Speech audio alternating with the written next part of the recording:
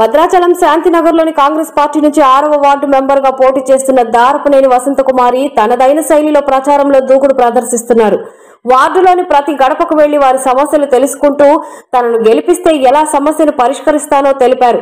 తమ అమూల్యమైన ఓటు రాష్ట్ర ప్రభుత్వం ప్రతిష్టాత్మకంగా చేపట్టిన ఇంటింటికి 500కే ఇస్తున్న సిలిండర్ గుర్తు అని, అది గృహిణికి ఎంత అవసరం అన్నది తనకు తెలుసు అని, అలాంటి గుర్తుపై మీ ఓటు వేసి నన్ను గెలిపించాలని పేరున కోరారు.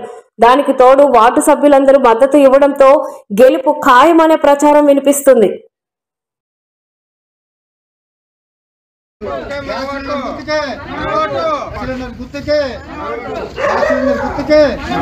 మనకు 500కే గ్యాస్ సిలిండర్ ఇచ్చారండి. మీరందరూ దయించి మమ్మల్ని వార్డు నెంబర్గా వసంత గారిని గెలిపించండి. రోజు శాంతినగర్లో 6వ వార్డు అభ్యర్థి దారపనేని వసంతకుమారి ప్రచారం ముమ్మరంగా జరుగుతుంది. దానికి ప్రజలు మద్దతు పలుకుతున్నారు. ఈ రోజున మన రాష్ట్ర ప్రభుత్వం, కాంగ్రెస్ ప్రభుత్వం చేస్తున్న అభివృద్ధి కార్యక్రమాలను దృష్టిలో పెట్టుకొని, ఈ రాష్ట్ర ముఖ్యమంత్రి రేవంత్ రెడ్డి గారి పరిపాలన దృష్టిలో పెట్టుకొని అందరూ కూడా చాలా మద్దతు ఇస్తున్నారు. ఇంతకాడికి ఏముందండి, మనకు చేయవలసింది చాలా అభివృద్ధి చేస్తున్నారు అంటున్నారు.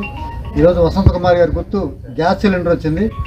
అదే ఒరిజినల్ గ్యాస్ సిలిండర్ని తీసుకొని మేము ప్రచారం చేస్తున్నాం.